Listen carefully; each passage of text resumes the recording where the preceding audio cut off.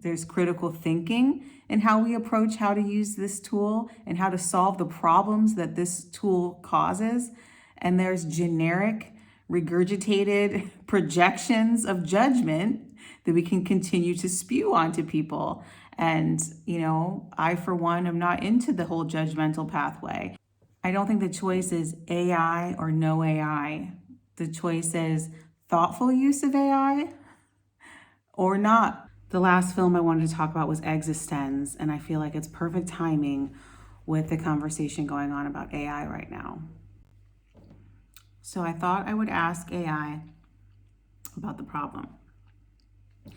According to AI, arguments against AI in creative work: devalues human labor and displaces working artists, writers, and voice actors. Check. Training data was taken without consent from living creators. Check. It homogenizes aesthetic output, tends toward the median and not the edge. Yes, this is true.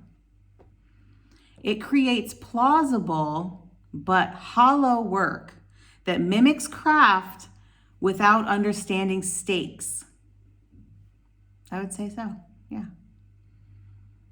Accelerates the already brutal devaluation of quote unquote content over storytelling. Yes, this has been a problem. And I think content in general has displaced storytelling. That's a whole other video. Removes friction that is genuinely generative. And I talk about this in practical effects. It was messy, and that was part of the process. So yes, using AI in creative work takes away some of the mess. And finally, concentrates power in tech companies and not creators. And I would agree that some of the arguments that I'm hearing about AI and creativity are kind of targeted at the wrong people, to be honest with you. There are the developers of the technology, right, who should hold a lot of the responsibility around certain things going on with this tool. And there's also people who are in more privileged positions who are kind of gatekeeping the technology and then also kind of gaslighting and belittling people with lesser power over their potential access and use of the tool.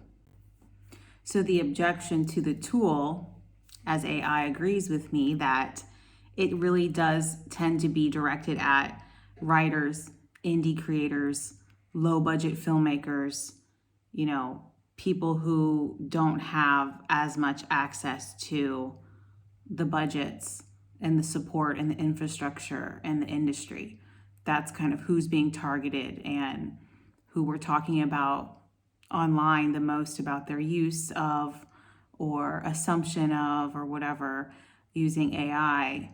I think it's really interesting to see who the conversation is around and who the conversation is not around. For example, our administration and the use of AI for war. I think that's a pretty big deal. And I've definitely heard more people talking about this one author's book and an editor using AI or not to edit the book and the book getting pulled more than addressing the issue of our administration wanting to use the tool in war. One of the major arguments is really not just about the use of the tool ethically, but it's also about class and access. That is a huge conversation. And when I see and hear, for example, Hollywood talking about using it, and they have been using it, right, in post-production, and things like that, and saying that it's okay for them to use it for their purposes, right, and that it's totally fine, and it's just streamlining their process. But when it comes to people wanting to use it to develop their own stories and creativity, suddenly now it's a moral issue. So I definitely have some questions about that take. When it comes to Cronenberg and practical effects filmmaking, something that's really interesting is that work was state of the art as well. That was use of technology when it comes to animatronics and certain type of puppetry. And so it was always about the vision, the direction of the tools and of the process, right? It was not just the tools by themselves, but it was someone who had a vision directing it. And then it was a group, a team, a collaborative effort to actually do the work to put things together to create it. So, it wasn't just looked at as, oh my gosh, how are you doing that with that new technology? You're cheating. You should have your hand up that puppet's ass. Why are you using robots? There's so many parallels to the evolution of technology over time and how we look at it in the moment and how we look at it when we, take a look back. So I decided to also ask AI about the pros of using AI in creative processes. I already had my own list, so it kind of just spit it back out at me, as we know that it does. And it agrees with me on a few things. So I'll look through it just like I did with the cons. AI lowers the barrier for entry for creators who lack institutional backing, budget, and industry access. That's exactly what I said, AI. Thank you for summarizing that for me. That's number one. 2, it can compress pre-production and development time, freeing energy for the human work. Again, that's great. A lot of us are really good at some things and we struggle with other things. And so AI does have that supportive angle where it can actually help streamline some of the stuff that you're not so good at. So I think that is actually a really useful thing. And I think that AI can be used as a tool to kind of equalize the playing field when it comes to being able to just get from point A to point B or having help organizing your thoughts. I personally don't think there's a huge difference between using AI and, let's say, quote unquote, as I've been used for 25 years, junior staff to do a lot of this work for you. I agree that you can spend a lot of time working on some aspects of your work when it would be better for you to work on your story or to work on your draft and write things out. So I see a lot of benefit and perks to that for people, especially who have learning disabilities or challenges. Next, it allows a single creator or small team to realize a vision previously requiring a studio. And I think that does go back to, again, budget and access and support. If you don't have that, you can sit down by yourself and utilize this tool as various team members. And there's ways to set them up to do various steps in your process. Diverse storytelling requires diverse storytellers with resources, and AI can be that resource. So again, this is all kind of connecting back to each other and connecting back to resources. If you lack certain resources and certain structure, you can use it to help you kind of get to that next level of your work. This is a big one, which I feel strongly about, which is that the younger generation is already using it. And my perspective that I told AI, I gave AI this, you're welcome. Dismissing it without ethical framework leaves them without guidance. And I think that's a big thing for me, is just like the younger generation doesn't quite have the same hangups as we do about the hierarchy when it comes to creativity. They've come into a different world than we have. I'm speaking as an exennial, but even folks, a bit older than me, the Gen Xers and Boomers, etc., they're not coming in with the same hangups about it, and they're going to use it. They're going to understand that it's streamlining a process that they're already in the middle of. They're going to keep using it. And so by just talking down about it or just dismissing it or putting this moral judgment on the process of using these tools, or just leaving them without guidance, without framework, without a system of ethics to guide them in the process.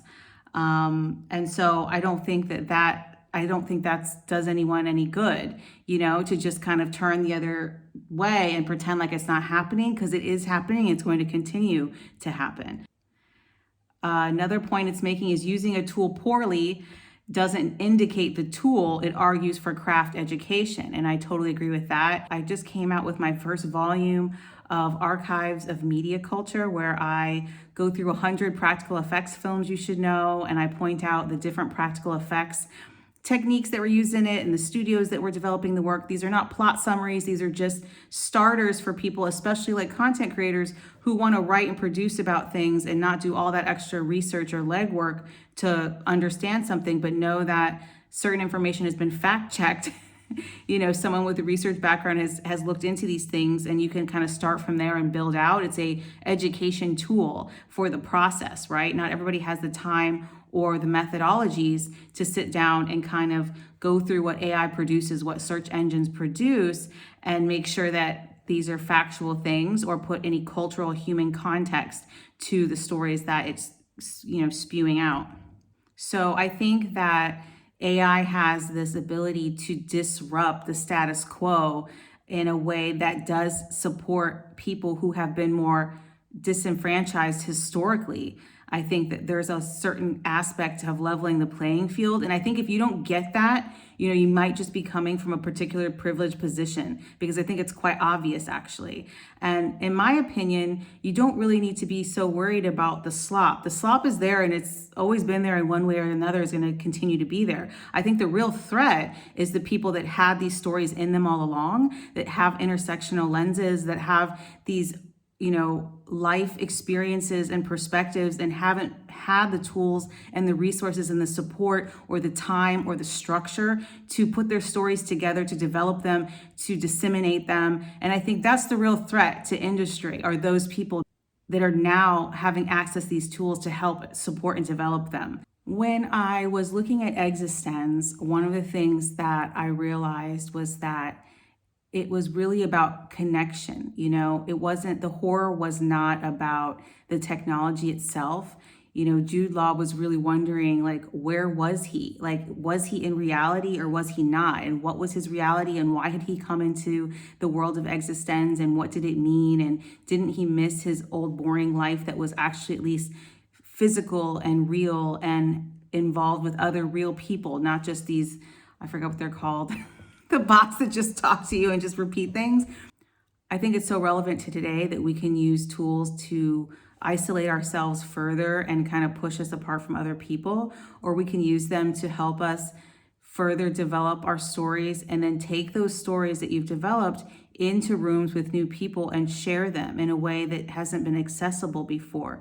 Not only in the dissemination of the stories, which we talk about, with distribution and needing people to have more access to being able to share their story, but also in the development of the story. That is relevant, right? It's kind of that whole conversation about in front of the camera diversity versus behind the camera diversity. And it's the same thing, I think, in creative production. There is some support needed behind the scenes when it comes to creative development that I think people are missing with this focus on the moral judgment about AI use.